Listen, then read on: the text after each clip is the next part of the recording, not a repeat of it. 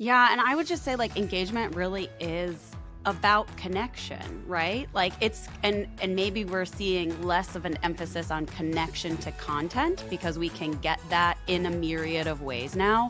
Content is like so pervasive across all media. Like we have YouTube, we have Netflix, we have on demand everything, always on content, right? Content is just everywhere. So I feel like this connection to each other and people is really like the charter that we have, not just going into 2024, but like kind of post-pandemic era is what people are looking for is human connectivity.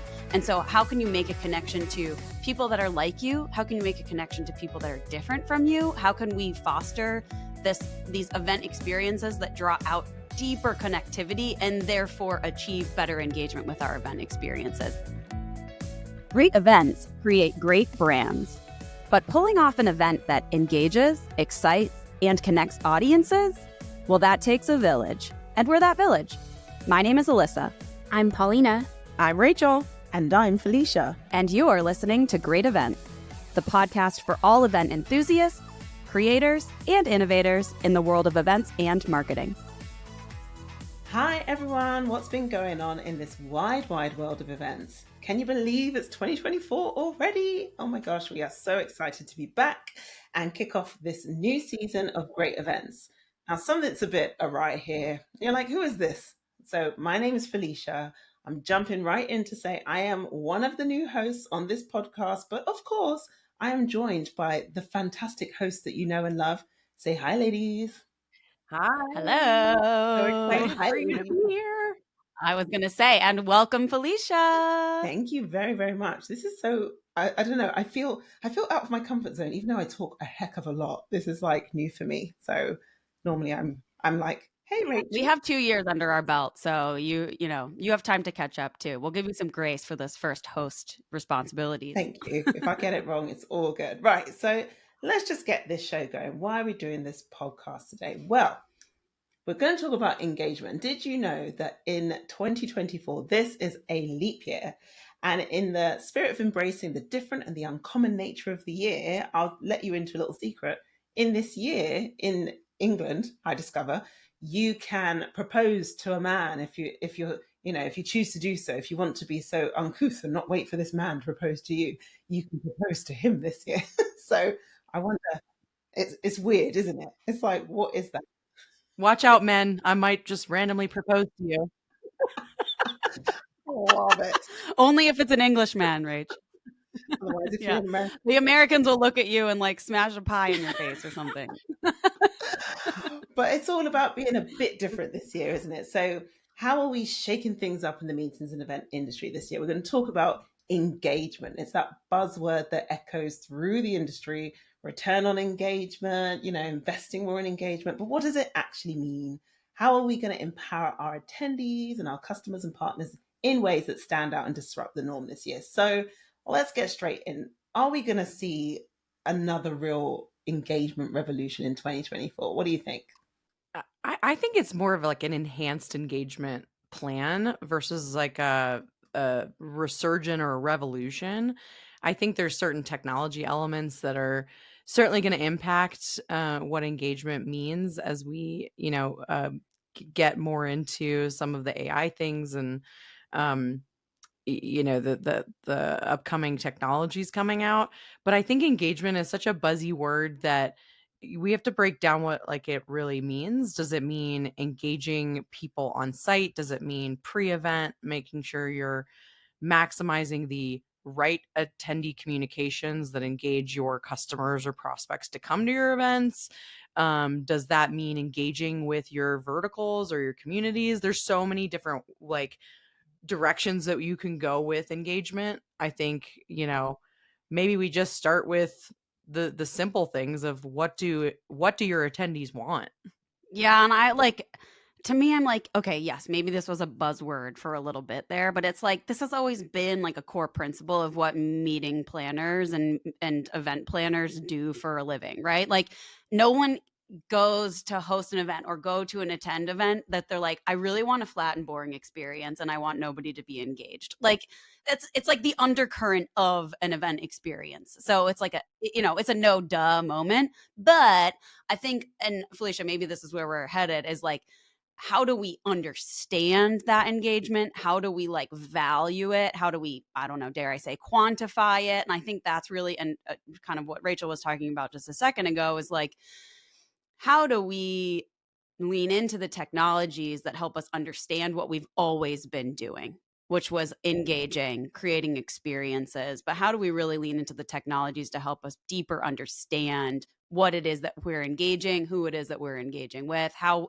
we're performing? It's a litmus test, but we have to lean into technology for that. And I do think that's not going away anytime soon. Yeah, I agree with you. And, Rachel, you said earlier, community. And there is something about this kind of authentic nature of engagement that people are looking for. It's not just, hey, I turned up to your event and I'm going to engage at your event, and then now I'm not engaged at your event because I'm leaving.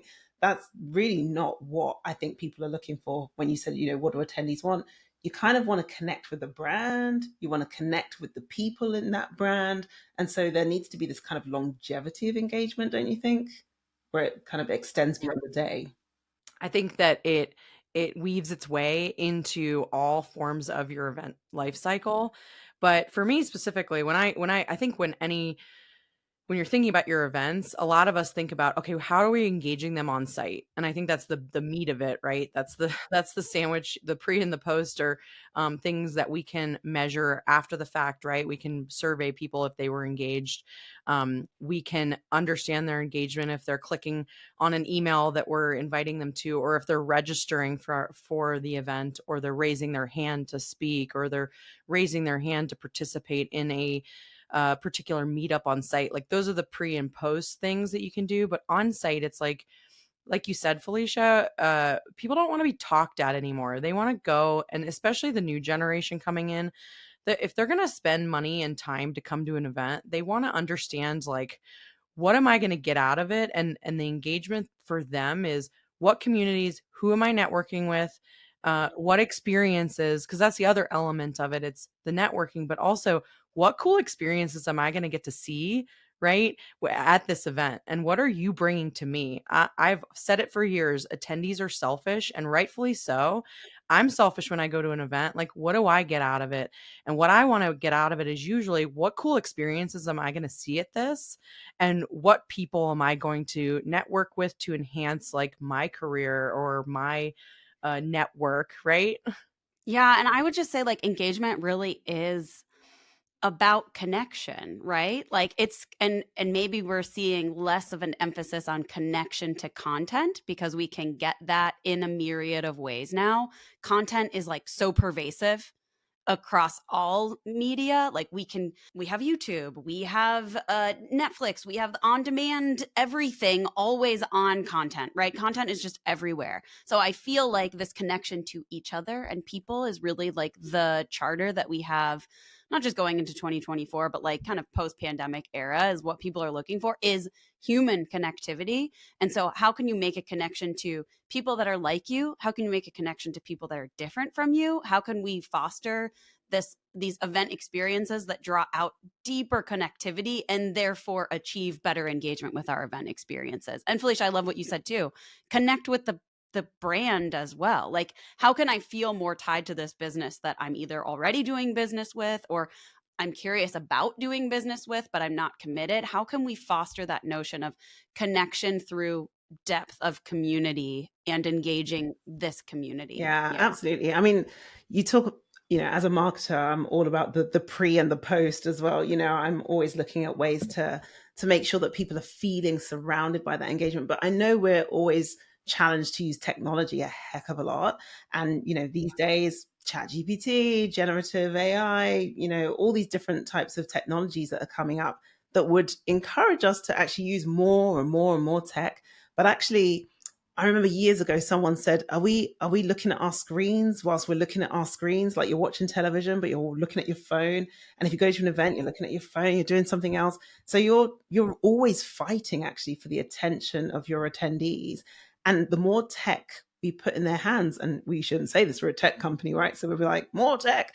But are we like risking it here? More tech, maybe less engagement? I What do you think think? that the key word here is smart tech. Use it for Mm. your event, right? So use what you think that is going to actually benefit you at your events. And I like if you think that live chat is the way to do it, like yes, bring that in and do it. If you think real-time feedback and because that's one of the trends I was kind of going to mention is how can you implement real-time feedback that you can make a difference on site and change because I've seen some companies do that in the last year, which was really cool. Like live surveys or even people walking up and down the halls asking how their experience is, tracking social media. We do that too when somebody, tracks something or posts something in the mobile app and saying, "Oh, this was an interesting experience. Ooh, let's change that in the mobile app or let's change it real time to like make that engagement experience better."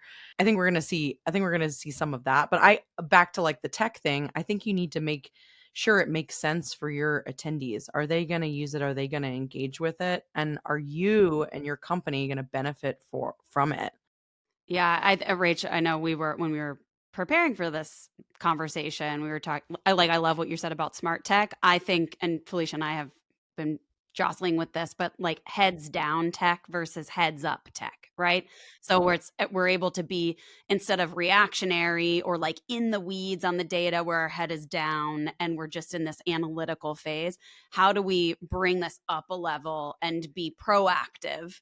And lead from the front, but with technology being this support system for us, but it's still kind of like a person first approach. Our brain is at the front of this, even with AI, where our brains almost can take like a back seat. How are we allowing ourselves to still be a person to person industry? Yeah. You know what I wish? Like, I'm always thinking about, future tech, not what's necessarily. And in fact, what I'm about to say is not that far off. But I'm thinking back to Vegas, Cvent Connect, people jumping into the ball pit. Those pictures like spring off the page for me. Even now, when I look at them, I'm like, oh my goodness, that's an experience. I wasn't even jumping into the ball pit, but I'm going to have that nostalgia. I've been talking a lot about the engagement nostalgia you have of an event. And I wish there was AI that could just be like, we captured 52 people smiling, jumping into the pulpit, so it is the heads up tech rather than you being like, right, check into the ball pit. Did you engage in the ball pit? It doesn't matter. No one's in the ball pit. You've invested in the ball pit, or there's too many people in the ball pit. I would love that. But it's that kind of thing where I wish it was a bit more, we do a lot of passive capturing. So, could we do a little bit more of the passive capturing of engagement, which we do a lot of, but I would like to see it continue to go that way. I always wonder, those like smiley face things that you hit the button and you're like, I was happy, I was sad. I'm like, who is like, I'm pissed leaving this like evening event. If you did that, I'm just curious, like who collects Rachel, that data? you know those attendees. Don't feign I think ignorance it'd be so here. funny to just have that at some random part of your event and just collect that feedback. Like, how was your bathroom experience? It was terrible. Right next to the Love it. But yeah, I totally hear what you're saying. I love that phrase, heads up tech, where it's kind of like, okay, yeah, we're engaging together, right? You know. Totally. How is the technology supporting you, but your brain, your thoughts, your experience, your design still in the forefront and your attendees with their heads up, right? Like, yes, these are an assist. The technology is an assist for that engagement, for that experience, for the outcomes that they need. The technology is just kind of it's foundations, not the top. Yeah, I hear you. So I'm going to give us our final little topic on this, but before I do that, how then genuinely do people balance and juggle that content need to deliver content and education with, I just want to throw you in another ball pit and, give you bands on stage or whatever, we're trying to do everything here. How do you balance? I think one of my biggest beefs with and I love going to industry events, but sometimes I'll sit in a session and I will it's great content, but then at the end I'm like, I don't know, I didn't get anything tangible that I can like actually take back like to my team. And I was talking about this with a few people recently, and it was like, if they could just like actually give you, that they talk about their best practice, but then like give me the template that you use so that I can actually use it. That would be really engaging to me versus just being talked at for 45 minutes. Give me like some actual things that I can use for my events program. And I'm not talking about pieces of paper and handouts. I'm talking about like, hey, here are 4 ways to go on LinkedIn and increase your brand right now. Here are 5 ways to start tracking ROI right now. Here's the actual ROI formula, right? So just like less gatekeeping, right? And more info sharing behind the curtains. We're all doing our best out here as event planners. Like let's event professionals, I should say. And we need that help, right? So between that and like the entertainment, like look at your content. Is your content, I would recommend you going through every single session saying, is this session actually giving anybody anything to take home with them? Right. And if it's not, then question if it's even worth it. Yeah, and I would say just a part of that too is more workshops, more discussions, more interactivity. I'll just use, I mean, our organization just held a huge company all hands, basically, 3,000 plus individuals kind of all connecting in a hybrid way across 5 days. And one of the meetings that was hosted was my own team's kind of State of the Union. And we had an hour for presentation, but we also had breakouts for like skills enhancement and training and things of that nature. And it wasn't just being talked at. It was a lot of role playing. It was a lot of tools like Rachel was just describing, like actual tangible takeaways that they could put into their roles Monday following this event. And so really thinking through like how do we apply knowledge as opposed to just share knowledge, I think is part of engagement, right? Engage with the content that is purposeful as opposed to just deliver content with a dead end. Yeah. The one last thing I would say is just if you want some other things to like look forward to this year, I think tap into your micro communities because they're going to be the ones that you want to pay attention to this year. Tap into, if you don't know what micro communities are and you don't know what your verticals are attending your events, you have an engagement issue. I'll just tell you that right now. So tap into that. Do we need shirts? I have an engagement issue. Yeah. I just have a shirt that says I have issues, but to tap into that. And the other thing is people are just still after all these years, just the networking. Like I want networking. How can you make that, but without just these huge, loud parties that people can't actually talk at? Like help them facilitate these more meaningful meetups. People will thank you for it. They'll be more engaged. That's my 2 cents.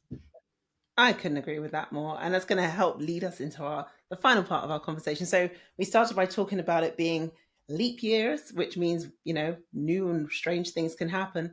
And Alyssa, I think, are you leaping into something engaging? Yeah, I'm leaping into a bachelorette party this weekend because I am actually getting married at the end of this month. So yeah, speaking very, very related to the topic of engagement, but have been engaged for a little bit, but ready to tie the knot by the end of the month. She's very engaged into her engagement. I'm very engaged with my engagement. Quite a little too engaged with my engagement right now. I'm ready for this all to be over. But it's what I was going to say is it's something new, like you're trying something new. And, Rachel's there just talking about micro communities. And it's like, you're not going to invite everyone you've ever known to your bachelorette. You're going to take it smaller, just like she's talking about. You're going to have a smaller group of trusted, invited people to enjoy that with you. And that probably will heighten your experience because it's something new you're doing with a chosen group, right? And I think that's something that we can learn from if we're thinking about doing these new things. How do I maybe it's a small group. Maybe I'm not trying to do this broad brush, but I'm doing something that's really new, really wild, like at a bachelorette weekend, but with a group that I can really communicate with. The point of it is like intimacy creates connection or intimacy creates engagement. I don't know. I had something more poignant there, but it's like the smaller can be just as meaningful, if not more so. So, and to that point, my wedding's only 25 people. So yeah, like quite an intimate affair, but should create a amazing, memorable experience. Oh, I love Yeah. that. And Rachel, how are you thinking this year? As a professional, we've spoken about the personal, but as a professional, how are you thinking about, new things, new formats, new locations? Like, what's on your mind? Uh, well, I mean, I think a lot of it is just going back to the basics of our event design and looking at it, hopefully with a new lens where some,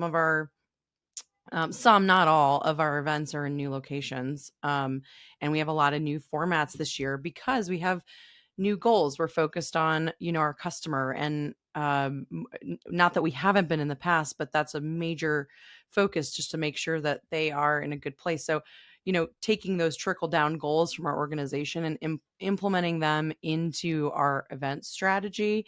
But then having that like get into the veins of the content and the networking, and keeping those micro communities, like I said, happy. I think that's going to be a huge piece for us, is like really looking at those verticals, really looking at the roots of who's coming, and making sure that those people who come year over year to our events, or even our new attendees, have something. We have something to offer them, and it's something that they actually want, right? And figuring that out, I think, is going to be a huge thing for us this year.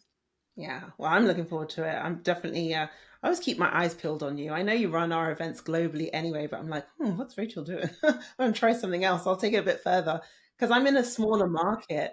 I feel like I have the ability to just try random things, like really wild things. Sometimes we hide them a little bit from you, but anyway, let's move on. She doesn't need to know. Sometimes we like to waste corporate money. No, I'm jealous. I want to be on Felicia's team for a few months and just try really fun, funky events. Let's do it.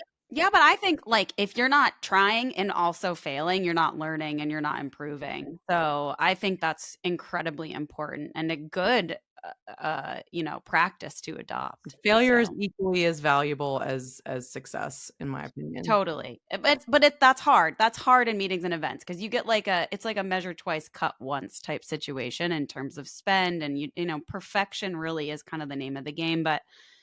Yeah, I know that this is a little bit unrelated to engagement, but how do you improve your engagement strategy by failure? I think that's really important. I don't think that's unrelated at all. Like honestly, and you heard it here, folks. I've got green light to go and spend money, but you know, I think that's absolutely related because I gave an example recently of making a Victoria sponge over and over again and saying that you can bake and then offering it to your same attendees and hoping they'll still be delighted. And quite frankly, you're going to need to sometimes bake something new and it maybe doesn't turn out quite right, but you tried and they go, that's interesting. And you get better and better at it over time if you try new things. So definitely related. So on that note, I think I'm going to wrap us up, but I am going to ask you one final question. What are you going to try that's new, genuinely pushing that boat out? If I could throw that to you, Alyssa, I'm going to start with you. What are you going to give a go in 24? I think mine is start small, right? It's like cuts kind of on brand with how I'm thinking about this season right now. Start small. And I think start with your smaller events, right? Sometimes the monumental can seem daunting. How do you make those micro communities when you have a sea of hundreds, maybe even thousands of attendees at some of your larger events? Think about your smaller events. There's an engagement strategy is very important for your simpler meetings, your smaller meetings. And sometimes it's almost easier to make connections there, but we oftentimes dismiss the strategy for our smaller events in favor of the larger. There's so much more of a budget investment or things like that for the conferences. So don't dismiss your smaller events. Those are communities that are worth fostering and engaging with as well. I think two things. So for the trade shows that we go to, which we didn't really talk about on this podcast at all, but we go to a ton of industry events. We have a full season of topics. Oh my gosh, I know. We go to almost 250 industry or trade shows a year globally. One thing that I really am focused on this year is tapping into what does engagement look like at those, and what does success look like at attending them. Because I don't think, and this is a whole different podcast topic, but just looking at the leads that you generate from a show, I don't think proves success. And so what I'm trying to do this year is debunk that, and then focus on, okay, then what do our engagement points or metrics look like with that? And this is very new. This is just something that has been on our list for years of, well, what does brand look like? What does relationship building look like versus just pure lead scans at a trade show? So that's one. And then two, I would say I want to do a little bit more crowdsourcing this year. I have some other friends in the industry that are just texting, hey, we're thinking about this theme for an event. What do you think? I think we should do more of that outside of just, your one organization. Lean on some of your industry peeps or your customers. I think I was just talking to Julie Haddix on our team about, why don't we just reach out to some of these people personally and say, hey, here's what we're thinking for our agenda. Does this resonate with you? Versus like some formal survey, just make it a little bit more focus groupy or just more, a little bit smaller with some of the folks that have been loyal attendees for years and know our events really well. So those are just two quick things that I want to do this year that I think will enhance our engagement. Yeah, could not agree more. And on that note, thank you so much. I think I'm just going to wrap us up by saying 2024, not completely new. Don't throw the baby out with the bathwater. You've done some good stuff before, so keep going on what was good, but try something new. I think that's the thing I got from this podcast. Try something new. Get your smaller communities together. Intimacy can be good. Talk to your customers one-to-one. That's okay too, alongside the big surveys. But overall, just remember that, you can get to know your people and therefore do what they need rather than what you need, and all should be good. So thank you so much for joining us, and join us on the next one. Happy 2024. Thanks for hanging out with us on Great Events, a podcast by Cvent. If you've been enjoying our podcast, make sure to hit that subscribe button so you never miss an episode. And you can also help fellow event professionals and marketers just like you discover great events by leaving us a rating on Apple, Spotify, or your preferred podcast platform. Stay connected with us on all your socials for behind-the-scenes content, updates, and some extra doses of inspiration. Got a burning question or an epic story to share? We want to hear from you. Find us on LinkedIn and send us a DM or drop us a note at greatevents@cvent.com. And a big thanks to our amazing listeners, our guest speakers, and the incredible team behind the scenes. Remember, every great event includes great people. And that's a wrap. Keep creating, keep innovating, and keep joining us as we redefine how to make events great.